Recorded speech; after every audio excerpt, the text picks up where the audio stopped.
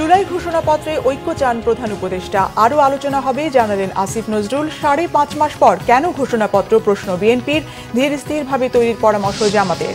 17 বছর পর কারামুক্ত সাবেক স্বরাষ্ট্র প্রতিমন্ত্রী লুৎফুজ্জামান বাবর নেতাকর্মীদের ভালোবাসায় সিক্ত। দেশকে রাজনীতি শূন্য করতে চেয়েছিল হাসিনা, বললেন নজরুল ইসলাম খান। বৈষম্য বিরোধী আন্দোলনে মীর মুগ্ধ হত্যাকাণ্ডে ট্রাইব্যুনালে অভিযোগ তার পরিবারের। লক্ষ্মীপুরে ডাক্তার ফয়েজ হত্যায় শেখ হাসিনা সহ 41 জনের বিরুদ্ধে অভিযোগ।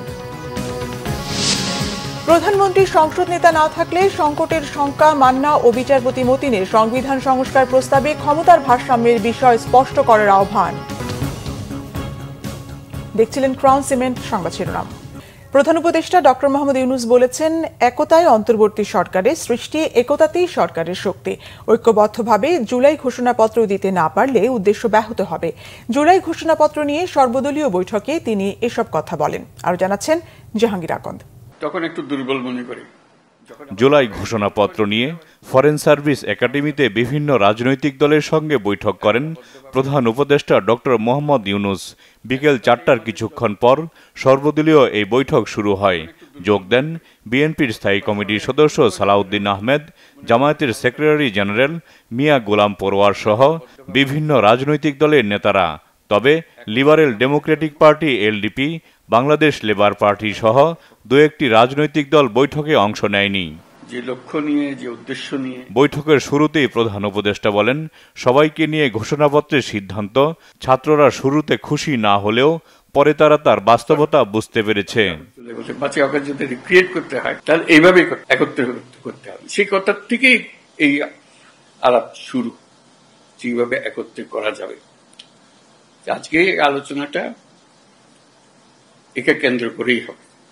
যেখানে আমরা ঐক্যবদ্ধভাবে এটা করতে পারবো না, তাহলে এটার উদ্দেশ্য ব্যাহত হলে এটার দরকারও নেই। আসলে দরকারটা হলো ওইটুকু স্মরণ করিয়ে দেবে যে আমি বললাম, আপনাদের দেখলে আমার মনে সাহস আসে, সবার মনে সাহস আসবে। সবাই যদি আমরা একত্রে যাই, সারা দেশ একেবারে চমকে উঠবে যে হ্যাঁ, আমরা তো আছি, জেগে আছি। এখন আমরা ভোতা হয়ে যাইনি, আমাদের অনুভূতি ভোতা হয়নি। এখন আমাদের অনুভূতি এখনো সে চাঙ্গা আছে। আমরা জাতি হিসেবে ঐক্যবদ্ধভাবে আছে। আমি যতদিন আছি এই একতা নিয়েই থাকবো। কাজে সেই পথেই আমাদেরকে চলতে হবে।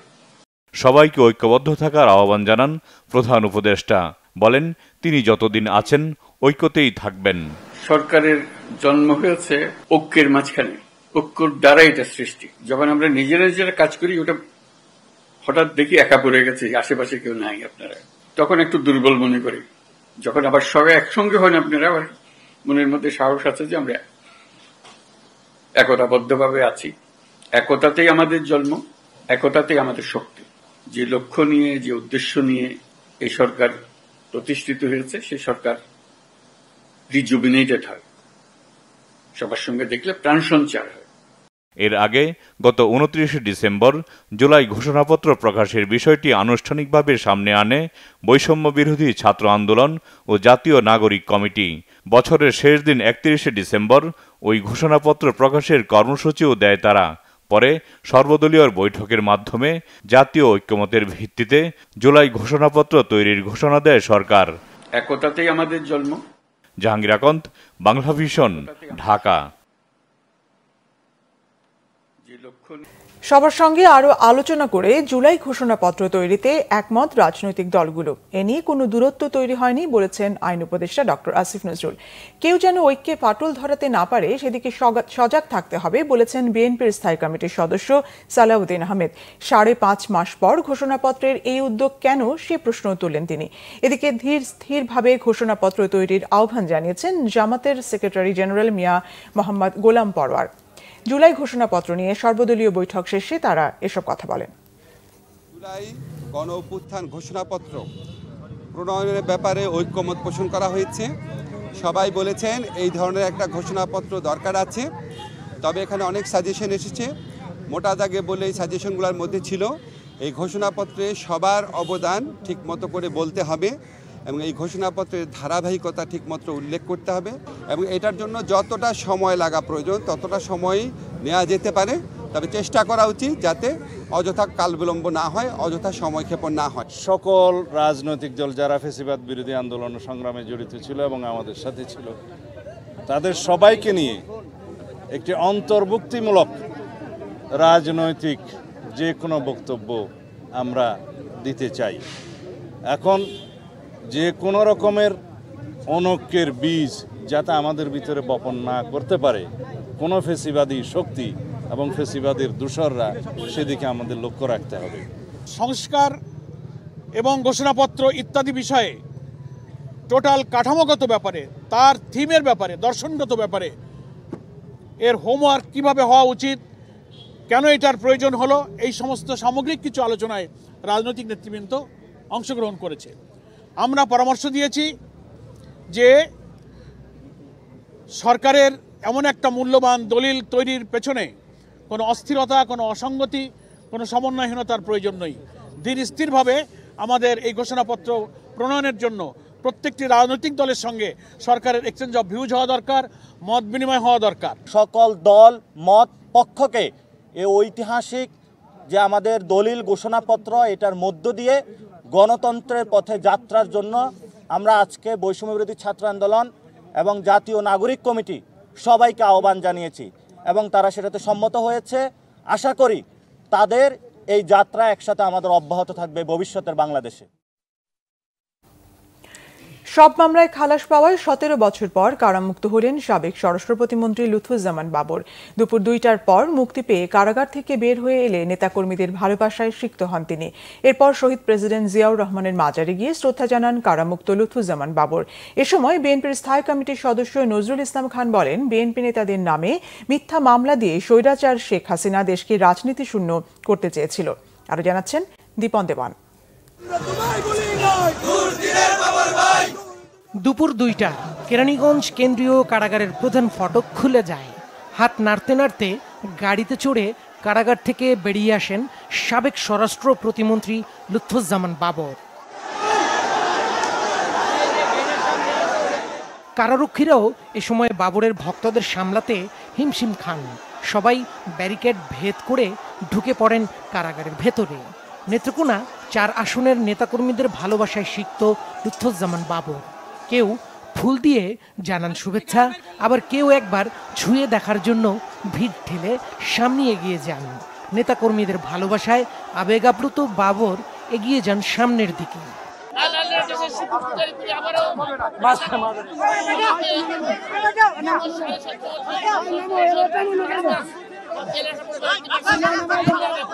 ওনার বিরুদ্ধে সকল আনিত অভিযোগ মিথ্যা প্রমাণিত হয়েছে, কিন্তু এই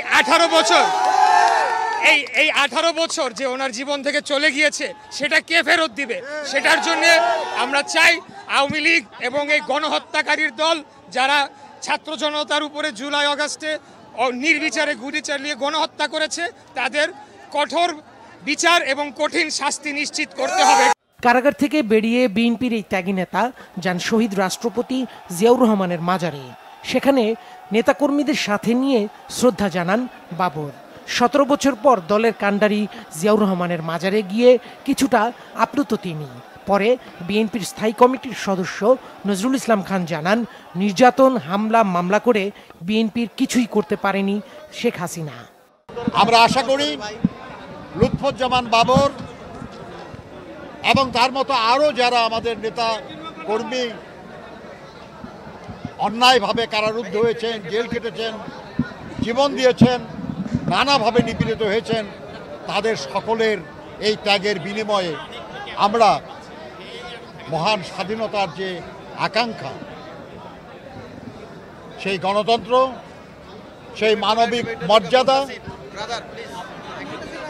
সেই সাম্য, সেই সবার জন্য উন্নয়ন, এটা আমরা অর্জন করতে সক্ষম হব। 2007 সালের 28 মে আটক হন লুৎফুজ্জামান বাবর। এরপর বিভিন্ন মামলায় তার দণ্ড হয়। এর মধ্যে 2টি মামলায় তাকে মৃত্যুদণ্ডাদেশ দেওয়া হয় এবং একটিতে দেয়া হয় যাবজ্জীবন কারাদণ্ড। দীপন দেওয়ান, বাংলা ভিশন, ঢাকা। বৈষম্য বিরোধী ছাত্র আন্দোলনে উত্তরার আজমপুরে শিক্ষার্থী মুগ্ধ হত্যাকাণ্ডের ঘটনায় আন্তর্জাতিক অপরাধ ট্রাইব্যুনালে অভিযোগ দায়ের করেছে তার পরিবার। এদিকে জুলাই আগস্টের সকল তথ্য আলাদাভাবে সংরক্ষণ করতে এনটিএমসি ও বিটিআরসিকে নির্দেশ দিয়েছেন ট্রাইব্যুনাল। নাবিল জাহাঙ্গীরের রিপোর্টে বিস্তারিত। শেখ হাসিনার বিরুদ্ধে ছাত্র জনতার আন্দোলন যখন তুঙ্গে, তখন উত্তরার আজমপুরে পিপাসার্ত বিক্ষোভকারীদের মাঝে পানি বিলান মুগ্ধ। টিয়ার গ্যাসের ঝাঁজে চোখ মেলে তাকানো দায় এর মধ্যে অন্যের তৃষ্ণা মিটাচ্ছিলেন মীর মুগ্ধ। 18 জুলাই আচমকা পুলিশের গুলিতে মাটিতে লুটিয়ে পড়ে সে। হাসপাতালে নেওয়া হলেও বাঁচানো যায়নি তাকে। মুগ্ধের মৃত্যু শেখ হাসিনা বিরোধী আন্দোলনে নতুন গতি আনে। বৃহস্পতিবার দুপুরে আন্তর্জাতিক অপরাধ ট্রাইব্যুনালে অভিযোগ দায়ের করেন মুগ্ধের দুই ভাই। জানান পুলিশের গুলিতেই নিহত হয়েছিলেন মুগ্ধ। বিভিন্ন ফুটেজ সংগ্রহ করে তদন্ত সংস্থার কাছে জমা দেওয়া হয়েছে। আমরা কোনো নাম না দিয়ে আমরা অভিযোগ দায়ের করে গিয়েছি, তারা সেটি নিয়ে তদন্ত করবে এবং তদন্ত সাপেক্ষে প্রমাণাদি সহ যে নামগুলো আসবে প্রকৃতভাবে যে আসলে করেছে একজন একজন করে ক্রোনোলজিক্যাল অর্ডারে। এদিকে 2013 সালে লক্ষ্মীপুর জেলা জামায়াতের নায়েবে আমির ডাক্তার ফয়েজ আহমেদকে হত্যার ঘটনায় শেখ হাসিনা সহ 41 জনের বিরুদ্ধে ট্রাইব্যুনালে অভিযোগ জমা দিয়েছে তার পরিবার। শুধুমাত্র একটি ভিন্ন রাজনৈতিক দলের একজন উচ্চ পর্যায়ের নেতা হওয়ার কারণে তাকে নৃশংসভাবে নিজ বাসায় ছাদে নিয়ে দীর্ঘ প্রায় 2 ঘন্টা শারীরিক অত্যাচার করার পরে পায়ে গুলি করে হাত বেঁধে ছাদ থেকে ফেলে দিয়ে হত্যা করা হয় এবং হত্যা নিশ্চিত করার জন্য তাকে নিচেও অনেক মাথায় আঘাত করা হয়। আন্তর্জাতিক অপরাধ ট্রাইব্যুনালের চিফ প্রসিকিউটর সাংবাদিকদের জানিয়েছেন, জুলাই আগস্টের সকল তথ্য সংরক্ষণের নির্দেশ দিয়েছে ট্রাইব্যুনাল। জুলাই আগস্টের এই অভ্যুত্থান চলাকালীন সময়ে যে সমস্ত ঘটনাবলীর বিবরণ যেগুলো আমাদের এনটিএমসি এবং বিটিআরসির কাছে সংরক্ষিত আছে, যত ডাটা, এই সব ডাটা, এটা আপনারা জানেন যে একটা নির্দিষ্ট সময়ের পরে পরে অটোমেটিক্যালি ডিলিটেড হয়ে যায়। তো আদালত তাদেরকে নির্দেশ দিয়েছেন এই ডাটাগুলোকে আলাদাভাবে যেন প্রিজার্ভ করা হয়। এছাড়া অসত্য তথ্য দেওয়ার অভিযোগে 20 জানুয়ারি একটি পত্রিকার একজন প্রতিবেদককে হাজির হওয়ার নির্দেশ দিয়েছে ট্রাইব্যুনাল। নাবিল জাহাঙ্গীর, বাংলা ভিশন, ঢাকা। সংবিধান সংস্কার কমিশনের সুপারিশ সার্বিকভাবে ভালো বলেই মনে করেন বিচারপতি এম এ মতিন ও রাজনীতিবিদ মাহমুদুর রহমান মান্না। তবে রাষ্ট্রপতি ও প্রধানমন্ত্রীর ক্ষমতার ভারসাম্যের ধারণাটি আরো পরিষ্কার করার কথা বলছেন তারা। প্রধানমন্ত্রীর একই সাথে সংসদ নেতা বা দলের প্রধান না থাকার সুপারিশ সংসদীয় রাজনীতিতে নতুন সংকট তৈরি করতে পারে বলে আশঙ্কা তাদের। আর সংসদ সদস্য হবার সর্বনিম্ন বয়সসীমা 21 বছর করার সুপারিশকেও নেতিবাচক হিসেবে দেখছেন। আহমেদ সরদারের রিপোর্ট। গত 15 বছরে গণতন্ত্রে যে ফ্যাসিজম কায়েম হয়েছে, ভবিষ্যতে যাতে আর তেমন রাজনৈতিক পরিস্থিতি তৈরি না হয় সে লক্ষ্যে ডক্টর আলী রিয়াজের নেতৃত্বে গঠিত সংবিধান সংশোধন কমিটি বুধবার প্রধান উপদেষ্টার কাছে সংস্কারের সুপারিশ সহ প্রতিবেদন জমা দেয়। ছোট বড় 150টির মতো সুপারিশ করা হয় কমিটির পক্ষ থেকে। রাজনৈতিক দলগুলোর সাথে আলাপ আলোচনার মধ্য দিয়ে চূড়ান্ত হবে সংস্কারের বিষয়টি। আই ওয়েলকাম ইট, কিন্তু এগুলি আরও বিশ্লেষণ করতে হবে, আরও এটাকে শিফটিং বলে আর কি, এর ভালোগুলি নিতে হবে, যেগুলি রিডান্ডেন্ট এগুলো বাদ দিতে হবে। এটা করবে যে যারা পলিটিক্যাল পার্টিটা করবে, যারা আরও জ্ঞানী গুণী আছে তারা। মানে ধরা যাক এক একটা দল যত করে প্রস্তাব দিক, যে কোনো একটা ইস্যুতে, সেটা ইলেকশন হোক, কনস্টিটিউশন হোক, বা এইটাতে কতগুলো কমন আছে সবার মধ্যে বের করে, that is the national consensus. আমি তো মনে করি এটা কোনো সমস্যা হবে না। অনেক জিনিস ভালো আসে, যেমন বলছে যে 40%-এর নিচে ভোট দিলে এটাকে আবার রি-ইলেকশন হতে হবে। গুড থিং, তো গুড থিং হচ্ছে, কিন্তু ওই যে এটা এক্সপেন্ডিচার আছে আমাদের, ওইটাও দেখতে হবে যে আপনি কতবার ইলেকশন করবেন, তাই না? আর 40% কি সব দেশে হয়? সব দেশে কি হচ্ছে না? কারণ আমেরিকার মতো দেশে আপনার 39% পাইয়া ক্লিনটন পাস করছে। এই কনস্টিটিউশন নিয়ে যে কীরকম বিতর্ক হতে পারে, যদি আমরা সেই বিতর্ক ওপেন করি সেটাতে বোঝা যাবে। এটা প্র্যাকটিসে না আসলে বোঝা যায় না। প্রধানমন্ত্রী ও রাষ্ট্রপতির ক্ষমতার ভারসাম্যের যে কথা বলা হয়েছে তার যৌক্তিকতা ব্যাখ্যা করা উচিত বলে মনে করেন তারা। ভারসাম্য থাকতে হবে, তো এমন ভারসাম্য নয় যেটা আবার ডেডলক হয়ে যায়। পার্লামেন্টারি ইলেকশন হতে হলে ওইটা একটু পাল্লাটা ওইদিকে বেশি থাকতেই হবে, প্রাইম মিনিস্টারের পক্ষে থাকতে হবে আর কি। তবে হ্যাঁ, তাকে ওই জবাবদিহিতার আইনটা করতে হবে। আমাদের কনস্টিটিউশনে একটা জিনিস করা হয়েছে যে উনি প্রধানমন্ত্রীর পরামর্শ ব্যতিরেকে কিছুই করতে পারেন না। এরকম কিছু কিছু জায়গা হয়তো তাকে ফ্রি করে দেওয়া উচিত। এই ক্ষমতার ভারসাম্য প্রধানমন্ত্রী আর প্রেসিডেন্টের মধ্যে আনা, এটা পার্লামেন্টারি সিস্টেমের গণতন্ত্র হয় না। যে লিডার অফ দি হাউস হয় সেই প্রাইম মিনিস্টার হয়, এই তো। এটা না হলে এমন একজনকে আপনি আনেন যার কথা কেউ শুনবে না, who has no command over the party, সে তো অসল কাজ করতে পারবে না। সুতরাং এই জন্যে দুইজন এটা ঠিক হবে না, এটা তাকে তার দলের কর্তৃত্ব দিতেই হবে।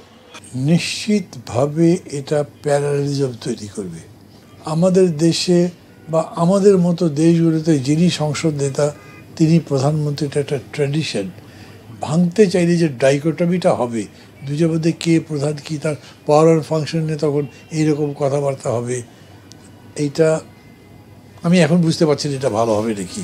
তবে নিম্নকক্ষে ছাত্রদের 10 ভাগ কোটা রাখা এবং নির্বাচনের প্রতিদ্বন্দ্বিতার বয়স কমিয়ে 21 বছর করাটা ভালো কিছু হবে না বলে ধারণা তাদের। কোনোরকম কোটা আমরা ঠিক করবো না, অ্যাপ্রিসিয়েট করবো না। তাকে পড়াশোনা করতে দিন, অন্তত 25 পর্যন্ত পড়তে তৈরি হোক। Let him be prepared for leadership. এর আগে হবে কেন, তাই না? ফুল গ্রোন না হতেই তাকে যদি কাজে লাগাই, এটা তার প্রতিও বিচার হবে আর আমাদের প্রতিও বিচার হবে। প্রফেসর ইউনূসের খুব তরুণদের প্রতি প্রীতি প্রথম থেকে দেখাচ্ছেন, এটা তার একটা প্রমাণ। এবং এই জিনিসটা দেখাতে গিয়ে যেটা তিনি ল্যাক করেছেন, আমি মনে করি যে তার গ্যাপ হয়েছে, সেটা এই তরুণদের যে আবার শিক্ষার দরকার আছে সেটা বলছেন না। 21 বছর বয়সে যে ছাত্রটি আন্দোলন করে মোটামুটি একজন নেতা হয়েছে, সে হয়তো তার অনার্স কমপ্লিটই করছে না, আর সে তার মাস্টার্স করার চিন্তাই করছে না, সে হয়তো তার চেয়ে নেতা হয়ে আরও ভালো জায়গায় চলে গেছে। এইটা কোনো ভালো লক্ষণ না। তবে দুজনই একমত, সুপারিশ যাই করা হোক আর যেটি গ্রহণ করা হোক, দীর্ঘমেয়াদী চর্চার মধ্য দিয়েই প্রচলিত রাজনৈতিক সংস্কৃতি পরিবর্তন করতে হবে। এটা গুড ভেঞ্চার, এটা আমরা ওয়েলকাম করি। কখনো থিওরি ইজ মোর ইম্পর্টেন্ট, আর কখনো আবার প্র্যাকটিসটা more important. Ahmed Sarwar, Bangla vision, Dhaka. এদিকে বুধবার মতিঝিলে ক্ষুদ্র নৃগোষ্ঠীর শিক্ষার্থীদের শান্তিপূর্ণ সমাবেশে হামলার নিন্দা জানিয়েছে অন্তর্বর্তীকালীন সরকার। বৃহস্পতিবার প্রধান উপদেষ্টার কার্যালয় থেকে এক সংবাদ বিজ্ঞপ্তিতে ক্ষুদ্র নৃগোষ্ঠীর শিক্ষার্থীদের উপর হামলার বিষয়ে সরকারের অবস্থান পরিষ্কার করা হয়। জানানো হয়, এমন সহিংসতার বিষয়ে কোনো ছাড় দেওয়া হবে না। হামলায় জড়িত 2 জনকে এরই মধ্যে আটকের কথাও জানানো হয় সংবাদ বিজ্ঞপ্তিতে। এছাড়া হামলার ঘটনার সুষ্ঠু তদন্ত করা হচ্ছে এবং জড়িত অন্যান্যদের চিহ্নিত করা হয়েছে বলেও জানানো হয়। এই ন্যাক্কারজনক ঘটনায় ন্যায় বিচার নিশ্চিত করবে সরকার। সরকারের পক্ষ থেকে জানানো হয়, সম্প্রতি আইন, শান্তি ও আইন শৃঙ্খলা বিনষ্ট হয় এমন কোনো মব ভায়োলেন্সের স্থান নেই। দেশকে গণতন্ত্রের পথে ফেরাতে অবিলম্বে রাজনৈতিক শক্তির কাছে ক্ষমতা হস্তান্তর করা দরকার বলে মন্তব্য করেছেন বিএনপির সিনিয়র যুগ্ম মহাসচিব রুহুল কবির রিজভী। বলেন, শেখ হাসিনা দিনের ভোট রাতে করেছেন, এমন নির্বাচনের যেন পুনরাবৃত্তি না হয়, সেদিকে লক্ষ্য রেখে যা কিছু করা দরকার অন্তর্বর্তী সরকারকে তাই করতে হবে। সকালে রাজধানীর মধ্যবাড্ডায় জুলাই আগস্টের গণ অভ্যুত্থানে হতাহতদের পরিবারের সদস্যদের সহায়তা প্রদান উপলক্ষে এক আয়োজনে এসব কথা বলেন রিজভী।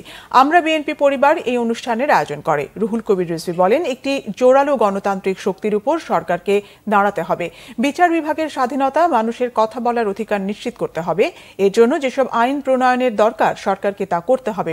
এদিকে বিকেলে নয়াপল্টনে বিএনপির কেন্দ্রীয় কার্যালয়ে এক যৌথ সভা হয়। 19 জানুয়ারি শহীদ রাষ্ট্রপতি জিয়াউর রহমানের 89তম জন্মবার্ষিকী উদযাপন কর্মসূচি ঠিক করা হয় সভায়। 19 জানুয়ারি সকালে শহীদ রাষ্ট্রপতি জিয়াউর রহমানের মাজারে পুষ্পস্তবক অর্পণ ও ফাতেহা পাঠ ও দুপুরে ইঞ্জিনিয়ার্স ইনস্টিটিউশন মিলনায়তনে আলোচনা সভার আয়োজন করা হয়েছে। আমরা যাতে মুক্ত কণ্ঠে কথা বলতে পারি, এইটার জন্য যে সমস্ত আইন প্রণয়ন করা দরকার সেগুলো নিশ্চিত করতে হবে। অবিলম্বে রাজনৈতিক শক্তির কাছে ক্ষমতা আসতে হবে।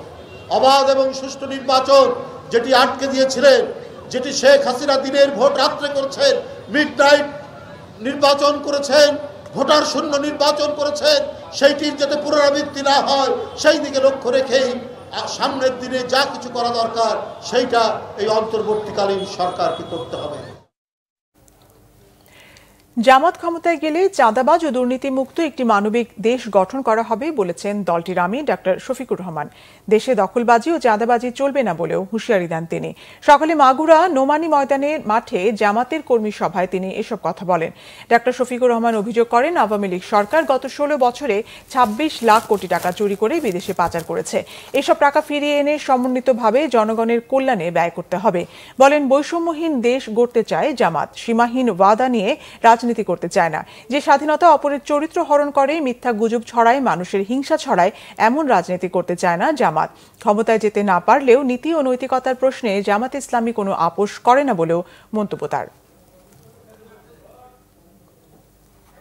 চাকরি করে বাংলাদেশে, নেতৃত্ব দেয় বাংলাদেশে, টাকা জমায় বিদেশে।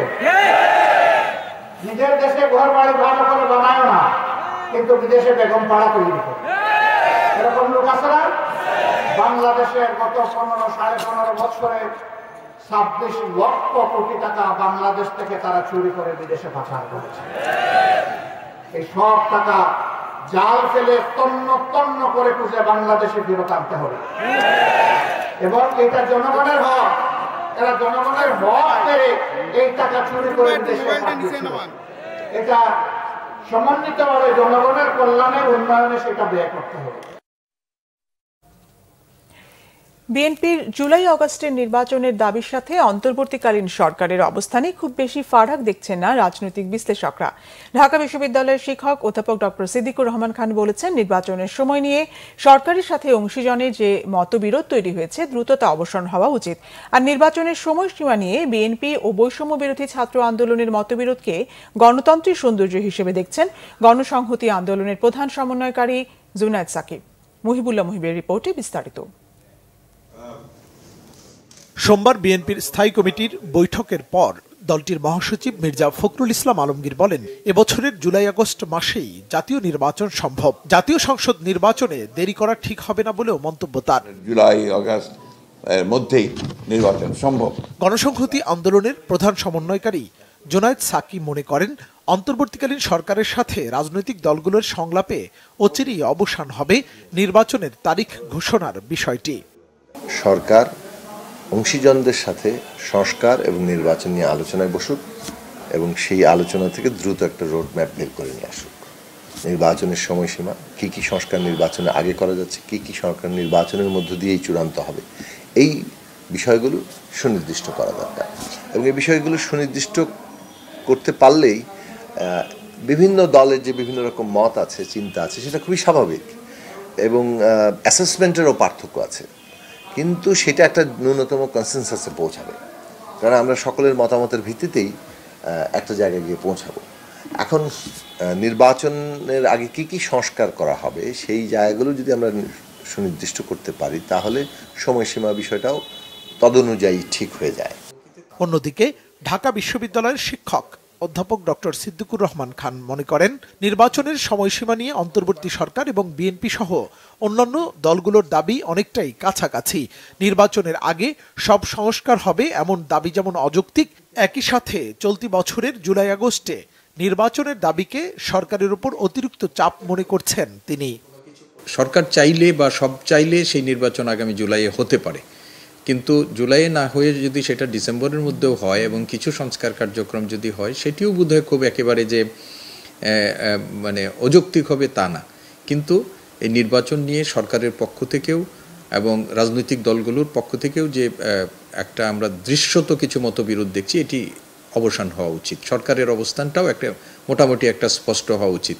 যে প্রধান উপদেষ্টার বললেন যে এটি ডিসেম্বরের শেষ বা আগামী বছরের প্রথম একদিন পরেই প্রধান উপদেষ্টার প্রেস উইং থেকে যে বক্তব্য, এগুলো কিন্তু মানুষের মধ্যে এক ধরনের বিভ্রান্তি এবং সংশয় তৈরি করে। নির্বাচনী ব্যবস্থা এবং গণতান্ত্রিক প্রতিষ্ঠানগুলো এমনভাবে সংস্কার করা উচিত যাতে ভবিষ্যতে আর 24 ফিরে না আসে, সেদিকে সবাইকে সজাগ থাকার পরামর্শ দেন এই শিক্ষক। মুহিবুল্লাহ মুহিব, বাংলা ভিশন, ঢাকা। জাতীয় নাগরিক কমিটির মুখ্য সমন্বয়ক সার্জিস আলম বলেছেন, বাংলাদেশের যত নাগরিককে সীমান্তে হত্যা করা হয়েছে তার বিচার আন্তর্জাতিক আদালতে করতে হবে। কুড়িগ্রামে মার্চ ফর ফেলানি কর্মসূচিতে তিনি কথা বলেন। সার্জিস আরও বলেন, সীমান্তে যদি ফেলানির মতো আর কোনো ভাই বোনের লাশ ঝুলে থাকে তবে লং মার্চ করে তার কাটা ভেদ করে যাবেন। জানান, নতুন বাংলাদেশে ছাত্র জনতা নতজানু পররাষ্ট্রনীতি মেনে নেবে না। হুঁশিয়ারি দেন, আগামীতে বাংলাদেশে যারাই ক্ষমতায় আসুক না কেন, তারা যদি ক্ষমতা আঁকড়ে থাকার জন্য কোনো দেশের দালালি করে তাহলে তাদের পরিণতি হবে শেখ হাসিনার মতো। কর্মসূচিতে সীমান্তে মারণাস্ত্রের ব্যবহার বন্ধ, শহীদ ফেলানির নামে কুড়িগ্রাম কৃষি বিশ্ববিদ্যালয়ের আবাসিক ভবনের নামকরণ, সাম্যের ভিত্তিতে পররাষ্ট্রনীতি গ্রহণ ও কুড়িগ্রামের চরাঞ্চলের জীবন জীবিকার উন্নয়নে নদী সংস্কারের 5 দফা দাবি জানান সার্জিস আলম। আমরা আর বাংলাদেশের সীমান্তে কোন লাশ দেখতে চাই না। আমাদের বাংলাদেশের যত নাগরিককে ওই সীমান্তে লাশ করা হয়েছে তাদের বিচার আন্তর্জাতিক ট্রাইব্যুনালে করতে হবে। আমাদের সীমান্তে যে মরণঘাতী অস্ত্রগুলো ব্যবহার করা হয়, চুক্তির মাধ্যমে সকল প্রকার মরণঘাতী অস্ত্র ব্যবহার নিষিদ্ধ করতে হবে। ওষুধ ও পোশাক সহ বিভিন্ন নিত্য প্রয়োজনীয় পণ্যের উপর বাড়তি ভ্যাট আরোপের বিষয়টি রিভিউ করা হচ্ছে বলে জানিয়েছেন অর্থ উপদেষ্টা সালেউদ্দিন আহমেদ। বৃহস্পতিবার সচিবালয়ে সরকারি ক্রয় সংক্রান্ত উপদেষ্টা পরিষদ কমিটির বৈঠক শেষে তিনি সাংবাদিকদের এই তথ্য জানান। বাড়তি ভ্যাটের কারণে বাজারে পণ্যের দামে এরই মধ্যে প্রভাব পড়েছে সাংবাদিকদের এমন প্রশ্নের উত্তরে অর্থ উপদেষ্টা বলেন, শুধু ভ্যাটের কারণেই নয়, দামের প্রভাব কিছু কিছু জায়গায় হয়তো ভ্যাটের কারণে হয়েছে, পাশাপাশি ম্যানিপুলেশন, সাপ্লাই চেইনের বিষয়গুলো রয়েছে। তিনি বলেন, ভ্যাটের কারণে কয়েকটি জিনিসের দাম বেড়েছে। ফোন, বিদেশি ফলের জুস এগুলোতে দাম বাড়লে সাধারণ মানুষের উপর এর কোনো প্রভাব পড়বে না। তবুও এটি রিভিউ করছে সরকার। অত্যাবশ্যকীয় যেসব পণ্যের দাম বৃদ্ধিতে সাধারণ লোকজনের উপর প্রভাব পড়ে সেগুলো রিভিউ করা হচ্ছে।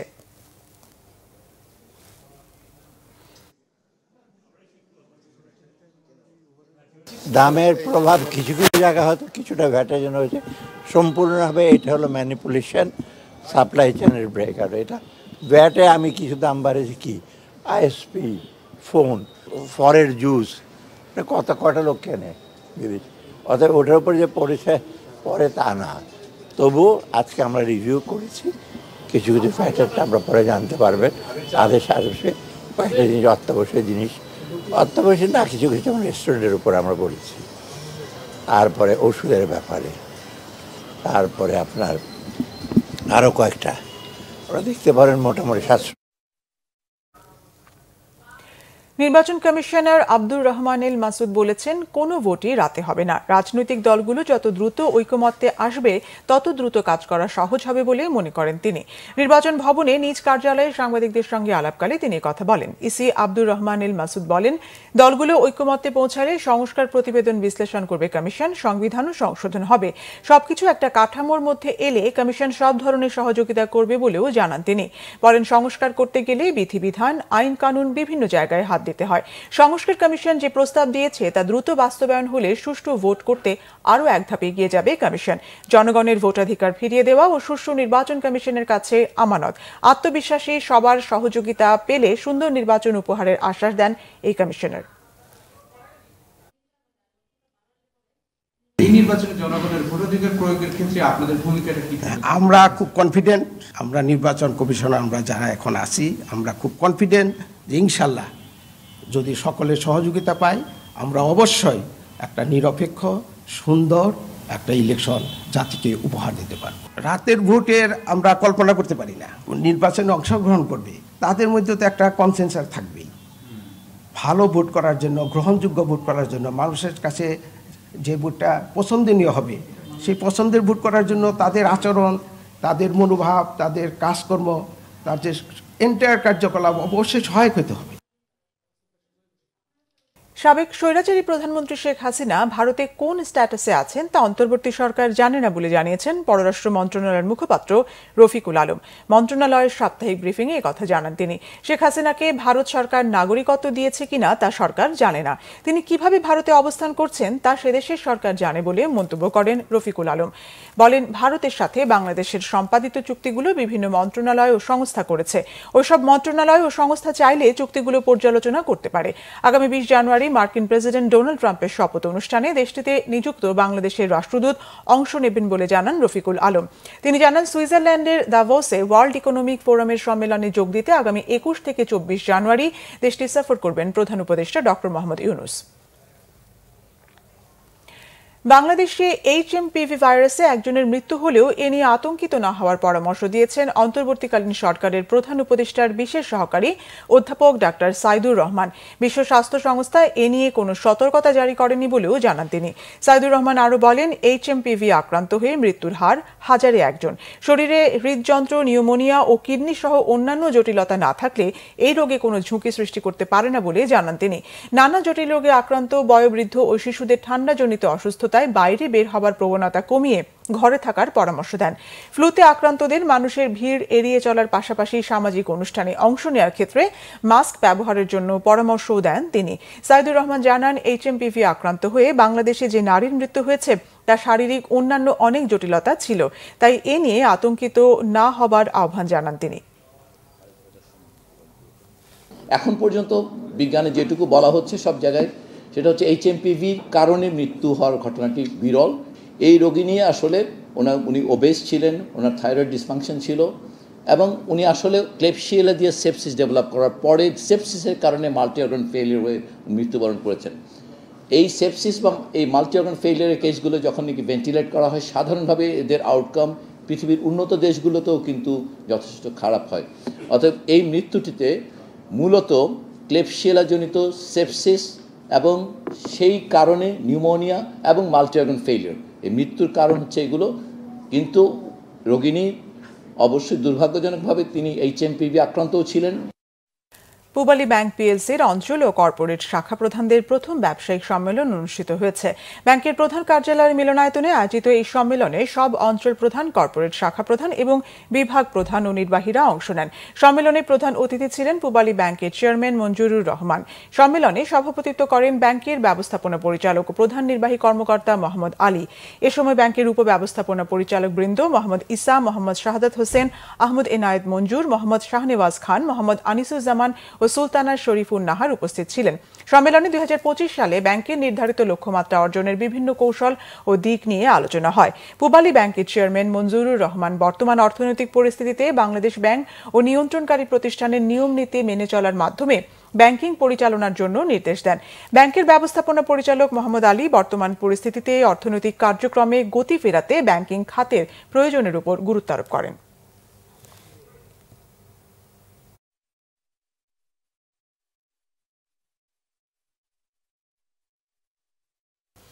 সংবাদ শেষ করব ক্রাউন সিমেন্ট শিরোনামগুলো আরেকবার জানিয়ে। জুলাই ঘোষণাপত্রে ঐক্য চান প্রধান উপদেষ্টা, আরও আলোচনা হবে জানালেন আসিফ নজরুল। 5.5 মাস পর কেন ঘোষণাপত্র, প্রশ্ন বিএনপির। ধীর স্থিরভাবে তৈরির পরামর্শ জামাতের।